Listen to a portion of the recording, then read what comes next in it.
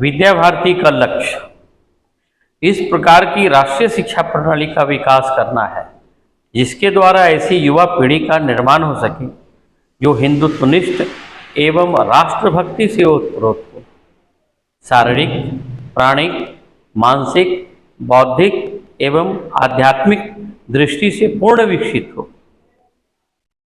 और जो जीवन की वर्तमान चुनौतियों का सामना सफलतापूर्वक कर सके और उसका जीवन ग्रामों, वनों, गिरी कंदराओं एवं झुग्गी झोपड़ियों में निवास करने वाले दीन दुखी, अभावग्रस्त अपने बांधवों को सामाजिक कुरीति, शोषण एवं अन्याय से मुक्त कराकर राष्ट्र जीवन को समरस, सुसंपन्न एवं सुसंस्कृत बनाने के लिए समर्पित हो। तो इस प्रकार का लक्ष्य लेकर के विद्या भारती चल रही है जिसमें बालकों के सर्वांगीण विकास की कल्पना है और देश में जो विभिन्न प्रकार की चुनौतियां आ रही है उसमें उसको सामना करने की क्षमता उसमें कैसे विकसित हो, यह हमारा प्रयास रहता है। तो शारीरिक रूप से, प्राणिक रूप से, मानसिक रूप से, नैतिक रूप से, बौद्धिक रूप से और आध्यात्मिक रूप से उनको हम विकसित करें, यह हमारा प्रयास है। यानी सर्वांगीण विकास की कल्पना लेकर के हम लोग चल रहे हैं। तो इस प्रकार के लक्ष्य को लेकर जब हम चलते हैं तो उस बच्चों के निर्माण में आचार्यों की एक अहम भूमिका होती है। इसीलिए आचार्यों का भी एक प्रशिक्षण आवश्यक होता है क्योंकि आचार्य ही हमारे भैया बहनों से सीधे जुड़े हुए रहते हैं। इसी दृष्टिकोण से इस प्रकार के प्रशिक्षण वर्गों का आयोजन हो रहा है। यहाँ पर 4 प्रकार के प्रशिक्षण वर्ग अभी चल रहे हैं जिसमें नवीन आचार्य प्रशिक्षण वर्ग है, दूसरा ऐसा है जो कार्यरत है फिर भी नवीन है, वैसे लोगों का चल रहा है, और अपने यहाँ ग्रामीण क्षेत्रों में C और D श्रेणी के विद्यालय है जहाँ पर साधन संपन्न विद्यालय नहीं है, तो वैसे आचार्य को भी हम लोग C, D श्रेणी के आचार्य को भी हम लोग यहाँ पर प्रशिक्षण देने का काम कर रहे हैं। इसके अलावा कार्यालय कार्य पारदर्शी तरीके से कैसे हमारा कार्यालय का कार्य हो, आय व्यय एवं अन्य जो भी खाता का कार्य है, लेन देन का कार्य है, वो पारदर्शी तरीके से हो, इसका भी प्रशिक्षण हम दे रहे हैं। इसके साथ ही साथ प्रधानाचार्यों का भी 10 दिवसीय प्रशिक्षण जो कि पिछले 3 जून को संपन्न हो चुका है। तो इस तरह से यह गर्मी के छुट्टी में यहाँ पर सतत 20 दिनों का प्रशिक्षण चल रहा है। जैसा कि आपने विद्या भारती के उद्देश्यों को पहले ही बताया, तो अपने लक्ष्य को विद्या भारती कैसे निर्धारित करती है, आखिर उसका आधार क्या है? विद्या भारती ने अपना लक्ष्य निर्धारित किया है बालकों का सर्वांगीण विकास करने का।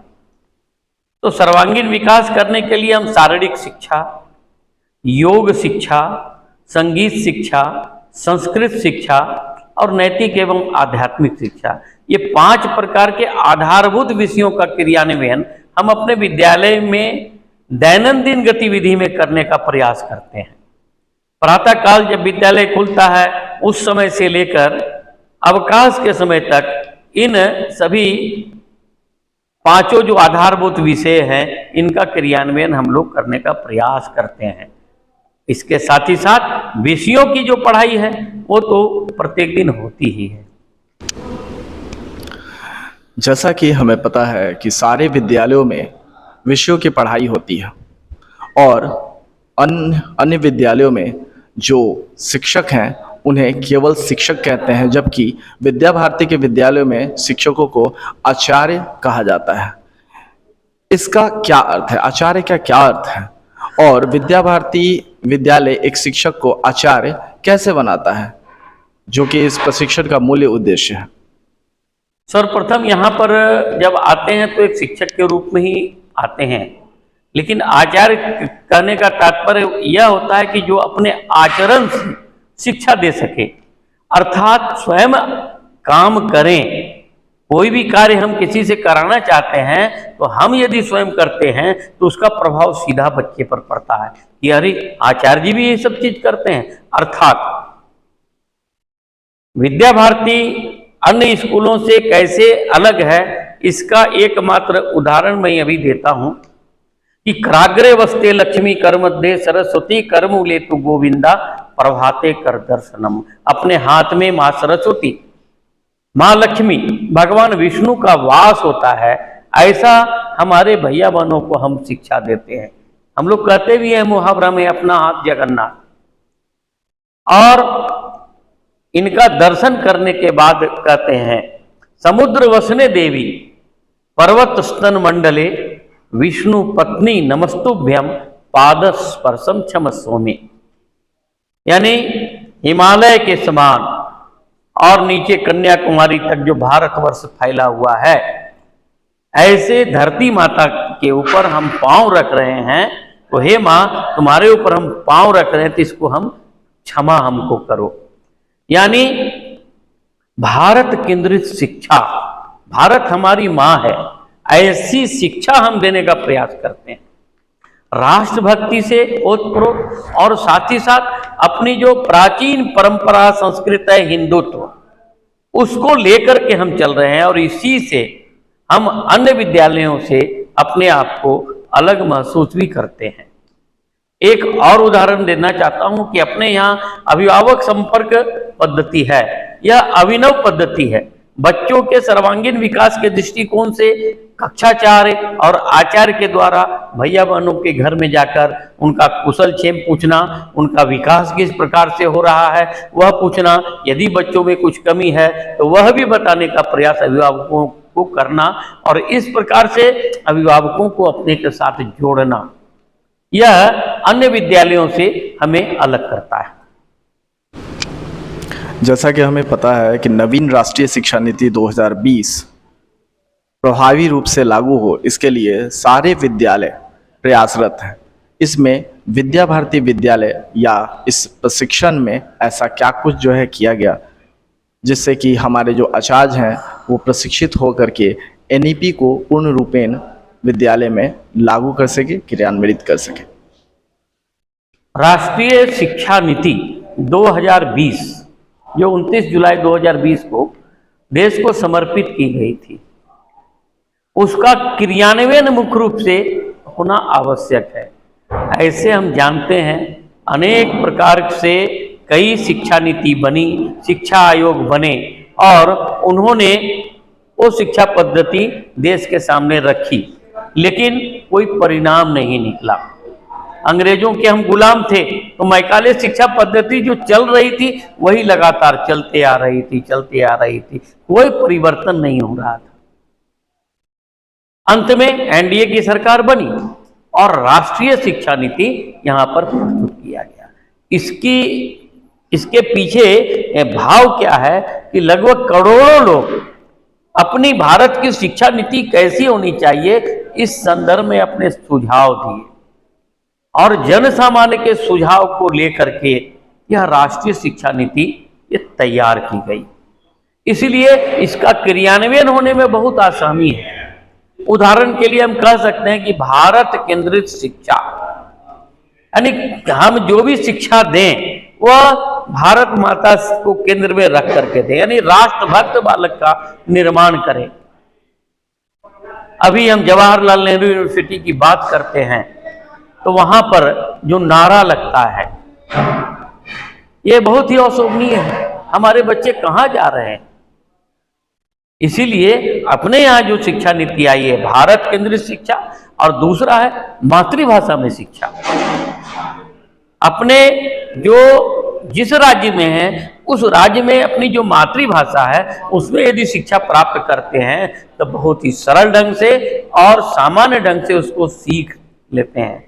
लेकिन यदि अंग्रेजी की हम बात करें तो अंग्रेजी की शिक्षा है, गांव में ऐसे लोग धारा प्रवाह अंग्रेजी नहीं बोल सकते हैं, जिसके कारण वो सीख भी नहीं पाते हैं। लेकिन उनके भाषा में यदि हम शिक्षा देंगे तो वो अच्छा सीख सकते हैं। अभी यूपीएससी का परिणाम आया है, हिंदी भाषा में उन्होंने अपना इंटरव्यू और सारा चीज किया है, तो एक अच्छा निर्देश जा रहा है, दिशा में जा रहे हैं हम लोग कि मातृभाषा में शिक्षा दे रहे हैं। तो ये सब बात अपने है।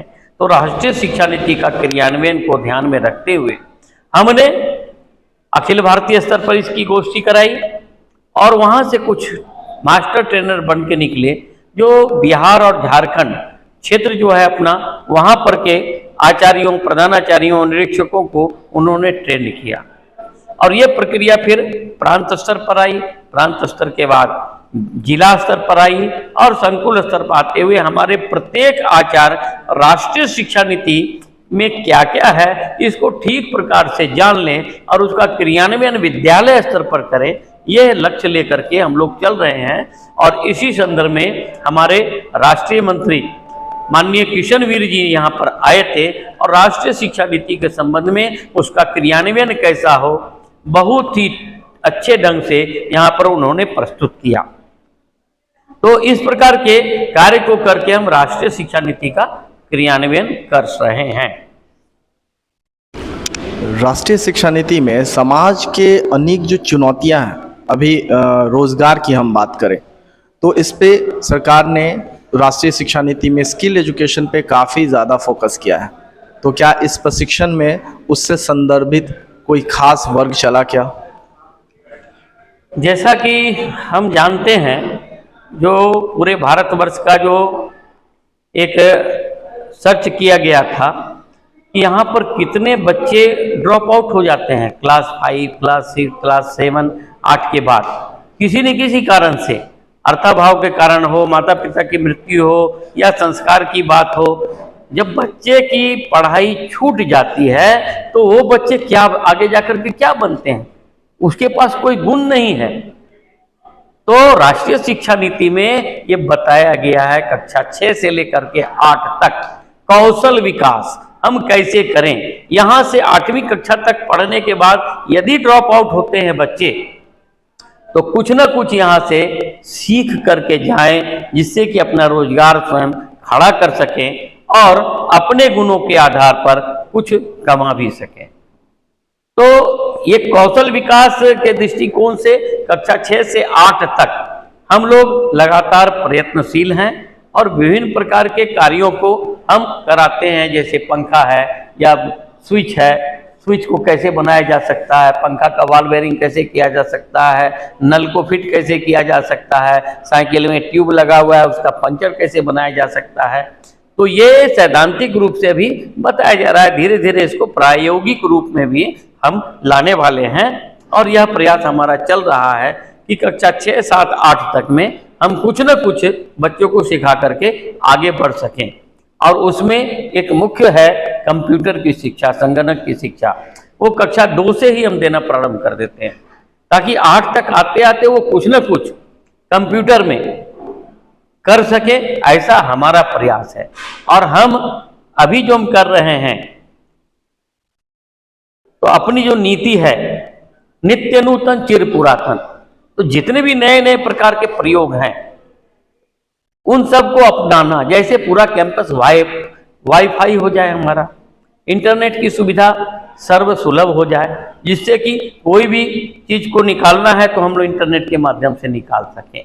लेकिन चिर पुरातन जो अपनी संस्कृति है, अपनी सभ्यता है, उसको भी हमें छोड़ना नहीं। तो ये दोनों ही कार्य एक साथ लेकर के हम लोग चल रहे हैं। जैसा कि आपने चर्चा भी किया कि अपने विद्यालयों में शिक्षकों को आचार्य का दर्जा दिया जाता है जो अपने आचरण से शिक्षा देते हैं, और विद्या भारती शिक्षा सेवा संस्कार की बात करती है। तो क्या अभी तक जो एक आंकड़ा आया है उसके अनुसार क्या हमारी प्रतिज्ञा के अनुरूप हमारे विद्यालय से निकले भैया बहन राष्ट्र निर्माण में अपना योगदान दे रहे हैं? बहुत ही अच्छा अनुभव है, बहुत ही अच्छा अनुभव है। अभी पूरे विश्व में विद्या भारती अखिल भारतीय शिक्षा संस्थान के जो पूर्व छात्र हैं विभिन्न क्षेत्रों में अग्रणी भूमिका निभा रहे हैं और एलुमनी के रूप में हम उनको जोड़े हुए हैं और ये कह सकते हैं कि विश्व का सबसे बड़ा पूर्व छात्रों का ये संगठन अपना विद्या भारती का हो गया है। और अभी हाल ही में दिसंबर महीना में पटना में एक बहुत बड़ा कार्यक्रम का आयोजन किया गया और उसमें हम लोगों ने विचार किया कि जो स्वावलंबी पूर्व छात्र हैं, यानी हमने जिनको पढ़ाया है वो कुछ न कुछ सामाजिक क्षेत्र में काम कर रहे हैं, डॉक्टर हैं, इंजीनियर हैं, चार्टर्ड अकाउंटेंट हैं, प्रशासनिक पदाधिकारी हैं, पुलिस विभाग में हैं, विभिन्न क्षेत्रों में, मैनेजमेंट के क्षेत्र में है, वकील में है, उसके साथ ही साथ कृषि के क्षेत्र में भी जो हैं, ऐसे सब पूर्व छात्रों का सम्मेलन वहां हुआ था। तो ये दिखता है कि विद्या भारती के स्कूल में जो हम चाहते हैं उसके अनुरूप वो हमारे भैया बहन समाज के सामने खड़े हैं और एक दिशा निर्देश देने का काम भी कर रहे हैं। अभी हमारे क्षेत्र के जो प्रमुख है आलोक कुमार तिवारी जी, पूर्व छात्र हैं, वो क्षेत्र के प्रमुख हैं, वो यहाँ पर आए थे टीचर एज ए काउंसिलर। अभी काउंसलिंग की आवश्यकता है, ये सीबीएसई भी कहती है, एनसीईआरटी भी कहती है कि बच्चे कहीं भटक रहे हैं, तो उनका गाइडिंग एंड काउंसलिंग यह आवश्यक है। तो टीचर एक काउंसलर के रूप में कैसे हैं, इसके संबंध में भी यहाँ उनके द्वारा एक कक्षा ली गई। तो आचार्य भी सोचते हैं कि नहीं, हम एक केवल आचार्य टीचर नहीं है, हम बच्चों के निर्माण करता है, उसके निर्माण में हमारी क्या भूमिका है, यह कार्य हम करके समाज के सामने दिखाने का प्रयास कर रहे हैं। तो काउंसलर भी हमारे आचार्य बने, ऐसा हम लोगों की इच्छा रहती है। और पूर्व छात्रों के माध्यम से तो अनेक क्षेत्र में जो कार्य कर रहे हैं, कुछ न कुछ सामाजिक कार्य भी उनके द्वारा हो रहा है। और विद्यालय में भी पूर्व छात्रों को हम जोड़ रहे हैं कि विद्यालय का संचालन आप कैसे करें। तो इसका हम कह सकते हैं कि अखिल भारतीय के विश्व में एक नंबर का अपना संगठन पूर्व छात्रों का बनकर तैयार हो रहा है। और समाज के विभिन्न क्षेत्रों में विद्या भारती का जो लक्ष्य है, हिंदुत्वनिष्ठ एवं राष्ट्रभक्ति बालकों का निर्माण करना, उसी को ध्यान में रखते हुए वह अपना कार्य अपने अपने क्षेत्र में कर रहे हैं। प्रदेश सचिव होने के नाते आपका दायित्व क्या है, और इस प्रांत में विद्या भारती के द्वारा चल रहे प्रयासों से आप कितना संतुष्ट हैं? प्रदेश सचिव के नाते तो हमारा यही कहना है कि दायित्व जो है, विद्या भारती का जो लक्ष्य है, उस लक्ष्य को हम कैसे प्राप्त करें, यह हमारे मन में नहीं है कि हम ही इसको प्राप्त कर लेंगे, इसके बाद कोई दूसरा नहीं है। ऐसी सतत प्रयत्न सभी का, प्रदेश सचिवों का चलता रहता है। और जो भी लक्ष्य है हमारा, उस लक्ष्य के अनुरूप हम प्रयास कर रहे हैं कि हम बालकों का निर्माण कर सकें, और इसका प्रभाव विभिन्न विद्यालयों में पड़ता भी है। हम जानते हैं कि हम ग्रामीण क्षेत्र में भी, वनवासी क्षेत्र में भी, झुग्गी झोपड़ियों में भी हम अपना कार्य कर रहे हैं। और सभी में सभी प्रकार के स्तर के हमारे भैया बन रहते हैं, हमारे आचार्य रहते हैं। तो कैसे उनको श्रेष्ठ बनाया जाए, कैसे उनको हमारा लक्ष्य जो है विद्या भारती का, उसके अनुरूप खड़ा किया जाए, यह प्रयास आचार्यों के माध्यम से चल रहा है, जिसका प्रशिक्षण हम लोग यहाँ पर दे रहे हैं। धन्यवाद। आप सुन रहे थे लोक शिक्षा समिति के माननीय प्रदेश सचिव श्री मुकेश नंदन जी को।